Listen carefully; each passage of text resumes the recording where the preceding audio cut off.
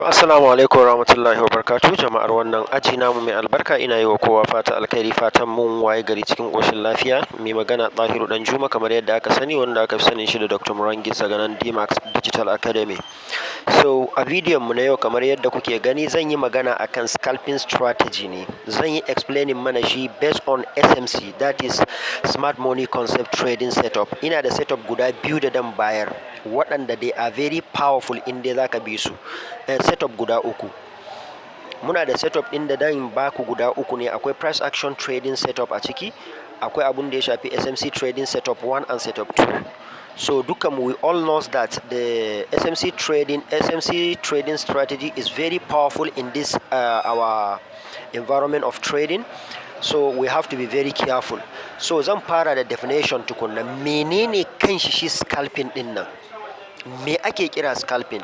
To scalping ba wani abu bane a cikin trading. Idan aka ce ma scalping, ma'ana kai trading a lokaci karami daga 1 hour ko minti 30 yayyo kasa zuwa minti 5, ka samu profit din da ka samu ka fita a cikin kasuwan din ba tare da ka bata wani lokaci ba. So ga wanda ba zai iya kallo, don anan TikTok baran saka mana video nan bai je full ba.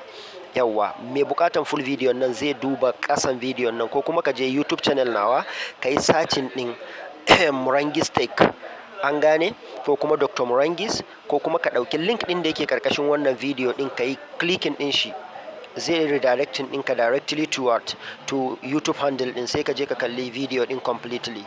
So a ciki abin da kake bukata a cikin scalping, kana bukatan ka zama kana da abu sun kai guda daga 1 zuwa 6.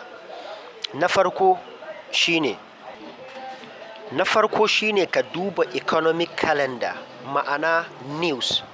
Ba wanda bai sani ba, news yana jima dukkanmu a cikin wannan trading ɗin. Duk ilimin ka news zai iya juya ka, domin fundamental ne. Kana buƙatan daman bayan kana da technical analysis, kana da fundamental. Number 2, ka duba trading period in higher market liquidity, ma'ana idan kasuwa ba ta da kuɗi a cikinta sosai, ba ta gudu, scalper ba nashi ba ne, don kai baka buƙatan ka wuce 1 hour a cikin kasuwa. Na uku, za ka yi focusing ɗin akan major currency pairs. Kamar menene? Shi yasa da aka ga yawancin dukka wanda yake trading ɗin forex ya fi ba da concentration ɗin shi akan GBP da uwa uba gold. So waɗannan suna da high volatility, suna da high liquidity a cikinsu, an gane. Sannan kuma da ka yi amfani da solid risk management. Don magana a nan shine, idan da ka shiga trading da dala 100, you have to be very careful in entry. Ka zama kana da risk management naka mai ƙarfi. Menene nake nufi da risk management? Shine kamar in ka shiga da dala 100, kana buƙatan a ce dala 10 ne da ka iya sacrificing ɗin shi, za ka yi asara, which is 10% of your total capital. Ana ganewa? Not risk more than 2 to 3% in your trade capital. So ni amma na ba ku shi, kada ka yi more than 10%. Sannan kuma ka yi avoiding in over trading. Wallahi over trading shine yake lalata kariyar duka wasu mu a arewa. Garanti da ka samu mutum ya samu kuɗi a trade, ya yi trading kwaya ɗaya kwaya biyu, ya samu dalarsa ta ɗan bashi abin da at least yana da gurin 100,000, 50,000, 30,000, 40,000, sai ka gan shi ya sake cewa ya kalli wani entry mai kyau, he want to just enter. Bare yiwu ba, an gane, a kula da wannan. Zan fara bayani akan setup nawa na farko, abun da ya shafi a smart money da nace zan baku setup guda 2 zuwa 3. So zan fara amfani da magana a setup nawa na farko, wanda ba zan yi amfani higher time frame da dan yi aiki da shi, shine menene? Shine 30 minutes, and the lower time frame shine 5 minutes da dan yi amfani da shi. Ana ganewa? A cikin higher time frame naka za ka yi identifying din market direction. Menene direction din market? Tana tafiya sama ne ko tana dawowa ƙasa? Uptrending or downtrending market in 30 minutes. Sannan sai ka yi looking for boss and choke, that is break of structure and what? And change of character. Menene amfanin break of structure and change of character? Suna baka direction and accuracy gujin gane cewa kasuwar sama take yi ko ƙasa. Za ta ci gaba ne ko da ta karya kwana, da ta canja sheka. Misali, in sama take da ta dawo ƙasa ne, ko in ƙasa take da ta koma sama. Amfanin change of character and BOS kenan. Market fair value, max your fair value gaps. Fair value gaps kuma su ne inda kasuwa take tafiya ake samun pressure of kuɗi. pressure of movement, kasuwar za ta bugi ƙasa, za ta tafi, za a sa mata kuɗin da ya fi ƙarfin tafiyar ta. Na bada example akan fair value gap a baya, so sai ta samu ta wuce, so that kai a gurin ɗin area of entries ne wannan guraren ɗin, sannan kai waiting for pullback. Abin da yake ba mu wahala idan kaga kasuwa tana ta tafiya sai ka yi tunanin cewa ta barka. A'a malam, bata barka ba, kasuwa bata barka ba. Ka jira pullback, ka duba daidai inda fair value gap naka yake da order block. Yawanci idan kasuwa tana moving to the trend up or down, tana rejecting, tana dawowa ne daga ina, daga daidai inda fair value gap yake. Sai ka koma lower time frame naka, sai ka yi looking for the entry signal. Menene entry signal din? Shine wannan fair value gaps namu da kuma da change of character da muke amfani da shi. Sai liquidity sweep is very important.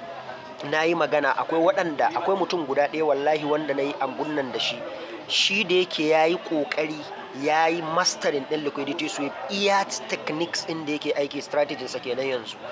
Da strategy nan a goshin sallah wallahi ya samu profit not less than $300 in one trade with just $200 akan gold. Kuma yana jina, don definitely yana bi na bumper to bumper a wannan abun ya mun daɗi sosai. So na ba da class akan liquidity sweep, ina da strategic class. Idan kana bukata ka yi min magana a DM, ina da strategic class. In kana yawan asara akan trading, asarar ta ma yawa, neme ni a private. In Allah yadda akwai strategic class nawa, ban sa shi yayi tsada ba, amma ba zan koyar da kai kyauta ba, dole sai ka biya, saboda ka karci jikinka ka ji ciwon, saboda ka gane cewa ilimin tana da fa'ida a rayuwarka. Wannan shine sai kai executing trade ɗinka. To yanzu bari mu je kan chart, sai mu duba mu gani yaya za mu bi waɗannan abin da na yi mentioning mana ɗin, sai mu yi amfani da su. Kamar yadda kuke ganin wannan chart ɗin, kasuwan nan me take nuna ma? Tana nan a cikin menene, a uptrending market ne. So yanzu we are looking for the what? Kada ku manta law of trading, do not trade against the trend. An gane, kada a yi kishiyanci trend, ma'ana tafiyar kasuwa, sabili da wadda suke tura kasuwan suke rike da steering motor.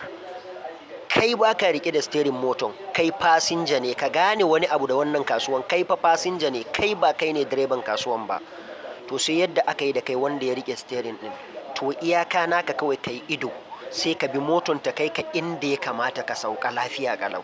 Bukatar mu kenan akan wannan kasuwan. So yanzu ga kasuwan nan za mu yi makin din abinda muka faɗa, da mu duba, da mu yi makin din BOS namu da kuma menene da change of character, ma'ana chalk. So daga nan gurin kasuwan da ta tashi sai muka samu abun nan, gashi nan duka bosses namu ne. A nan gurin sai wani abu very interested sai ya faru, sweep of liquidity. Da aka yi sweeping din liquidity, indicating din me yake maka? Tun da aka yi sweeping din liquidity a wannan kasuwan, yana indicating ce ma kasuwar za ta dawo ƙasa ne. To me ya kamata kai? Sai ka jira. Idan kasuwan ta zo ta dawo yanzu, da ta zo nan gurin din sai ta creating ma, ainihi ba ta zo ta yi creating inda za ta samu, sai ka samu minor change of character a nan. We have the minor and the major change of character. Minor change of character is not active, it is not well, baya aiki. Sometimes dole sai major.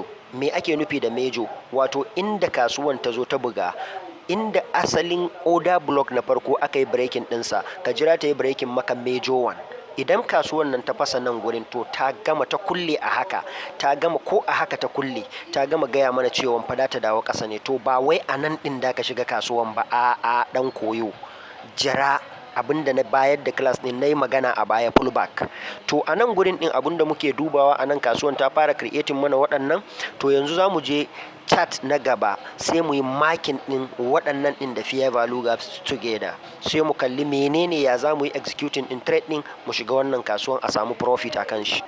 Ga wanda bai gane yadda ake makin na change of character and abun nan ba, so ga line chart zaka iya kallon shi.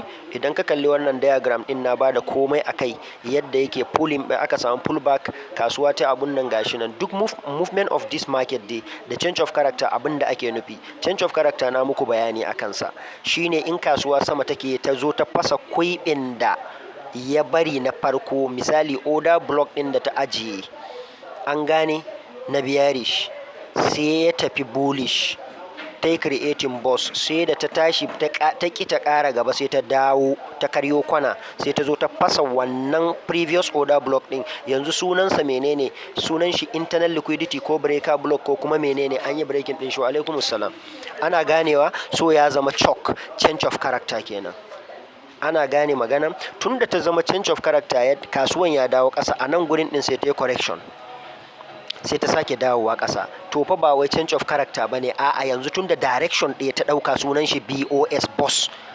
Tunda a downtrending din take tafiya, still ta sake creating maka a downtrending din again. Wannan ina muku bayanin ne saboda akwai da yawa waɗanda ba su gane wannan abun ba. An gane? Kasuwan sai ta yi minor pullback anan, ta yi minor retracement, sai ta sake dawowa, sai ta yi creating din BOS. To tunda ta yi creating ma wannan BOS din again, ta ƙara ƙasa ne. To da ta ƙara ƙasa sai ta zo sai ta fasa ainihin wannan internal structure din nan, that is internal liquidity, sai ta creating haka, ta sake breaking ma, ta nuna maka me, ta canja sheka daga ƙasa da ta koma sama. An samu change of character again. To da aka ci gaba da moving up, to shine ta ci gaba da creating din boss again. Ana ganewa? So wannan shine as simple as it is yadda za ka yi. A nan gurin kuma abun da damu yi shine mun yi makin din menene fair value gaps namu. Na ba da wani tool din da ake abun nan da shi, smart money concept abun nan tool na bayar a channel nan. Ka duba videos din da ka same shi, wanda yake makin maka fair value gaps da change of character da order block da komi duka na bayar. So idan ka zo kai makin din fair value gaps ɗinka, ina bin steps din abin da na ce muku zan koyar da shi ne. Da ka gama makin na fair value gaps ɗinka, as kasuwan tana tafiya uptrending kenan. So a nan gurin din tunda aka samu wannan fair value gap din, sai aka samu sweep of liquidity, to ka samu indication cewa kasuwan nan za ta kwanta ƙasa. To amma fa ba mai gaba ɗaya ba. To target ɗinka tunda uptrending take yi, to za mu shiga menene uptrending market ne. Da ta zo sai ta yi minor abun nan change of character, to sai ta zo da dole ne kawai tun da ka kalli wannan fair value gap din kuma aka samu sweep of liquidity, za ta dawo nan. To a iya nan akwai wanda yake amfani da nan gurin ya shiga kasuwa. Sannan kai yanzu tun da uptrending da a ci gaba da tafiya, to sai ka zo ka yi targeting din wannan fair value gap din, stop loss ɗinka sai ya tsaya a nan. A hoto na gaba zai nuna mana abun nan karara insha Allah. So na ba da example akan bearish akan bullish, that is uptrending market or bullish market. So wannan kuma is bearish market. Da me ake indicating cewa za a samu changing of character in the market ne? Changing of character in the market, ka dinga kula kawai. Liquidity sweeping yakan iya canja maka character. Liquidity sweep, once ka gan shi kuma ba wai a shiga kasuwa za ka yi ba, za ka jira abin da muke kira pullback kafin ka shiga kasuwan a yadda ya kamata. Sabili da yanzu misali yadda ya yi sweeping liquidity din nan, ya yi indicating min cewa kasuwan nan zai dawo baya ne, to ba zan shiga ba, sai in jira tun daga nan gurin ya ajiye min wani order block a nan, sai an mai da shi breaker block, damuwa na kafin in shiga kasuwan nan. Idan aka mai da shi breaker block, ya yi indicating min cewa fa kasuwan din ta juya ne daga ina, daga downtrending zuwa uptrending. So I have to execute the trade a wannan gurin din. An gane? So idan kasuwan tana downtrending, tana creating maka lower high, lower high, tana creating maka higher low, lower high, higher low, lower high. An gane? So a lokacin din kai ba wai da ka shigi kasuwan bane, a'a zaka jira ne ga clear movement of this market a nan gurin. Abun da nake magana a kai shine a nan gurin kasuwan ta yi sweeping din liquidity. Wani liquidity ta yi sweeping shine wannan gurin. Duk inda aka ce ma an yi sweeping din liquidity, to wani liquidity ne? A gaya maka wani liquidity. Dole ne akwai liquidity da aka yi sweeping. Tunda aka ce an yi sweeping din liquidity, to ba dai liquidity gaba ba. Kasuwan nan daga hagu take tasowa, an gane, sai ta yi dama. To dole kawai in aka ce ma an yi sweeping liquidity, to logically kawai previous abu aka yi sweeping. To ina yake wanda aka yi? Shine ka duba side mirror ka na hagu, miro ɗaya kake da shi a kasuwa. To wannan tsinken ya yi sweeping din duk liquidity da aka tara a nan gurin ne. Duk wanda ya sa stop loss din shi a nan gurin din, wallahi wannan ya tashe shi aiki. So kasuwan sai ta tafi aggressively, ta tafi ainihin move nata. To daga inda ta zo ta yi breaking din wannan order block nan, minor order block din nan, ta mai da shi breaker block. So ya zama internal liquidity ne already, sai ta wuce. To yanzu fa inda take dosa kawai da ta doshi ina ne? Za ka doshi obvious abun nan naka ne, straight kawai. za ta riski higher high ɗinka ne na previous one. So yadda market take tafiya kenan.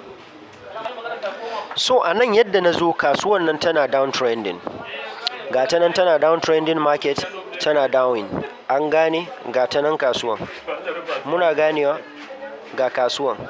So menene ya faru da na kalli kasuwan nan tana zuwa as a downtrend market, sai na nitsu, sai na kalli ina ne fair value gaps ɗin suke, sai na yi makin ɗinsu, an gane. To sai na yi makin. To tun da na kalli wannan kasuwan ɗin tana zuwa tana gangarowa tana creating mini higher low, higher low lower high, higher low lower high, an gane. So na san we are in downtrending market. So zaka jira, kana jiran kasuwa ta ɗan gaji, ba wai daga yin na farko da ka iya hawanta a na farko, da ka iya hawanta a na biyu. Market ɗinka gashi nan ba za ka yi against ba. Tun da kasuwan ne ya haka ya indicating ma liquidity sweep, ya indicating cewa me zai ƙara dawowa ƙasa ne. To kar ka shiga daga gurin ɗin, a'a ka jira, idan kasuwan ya gangaro to zai creating fair value gap. In ya creating fair value gap sai ka zo sai kai tapping ɗin abun nan, sai ka zo sai kai tapping ɗin abun nan naka kai kuma fair value gap ɗin sai ka ajiye order ɗinka a wannan gurin ɗin. Once ka ajiye order ka a wannan gurin, za ka iya in ka ajiye order ka a wannan gurin, kasuwan za ta iya dawowa ne ta yi pullback sai ta zo ta yi tapping. To kasuwan da ta sake gangarowa ƙasa sai ta sake sweeping ɗin liquidity, an gane, suka sake tsinken tsikara da nake magana a kai. To tun da ta yi wannan kasan da ta hauro ne, hauro wanda dai kuma zai zo ne ya ɗauki wannan fair value gap ɗin sai ya kwanta a ƙasa. Kasuwan nan is very simple in zaka natsu. Kana gaggawa ne malam, in kana gaggawa ba za ka taɓa samun me kake so ba a kasuwan nan. So that is how we are trading the downtrend market, ko kuma in ce bearish market. Wait for the pullback ka samu abun da kake bukata.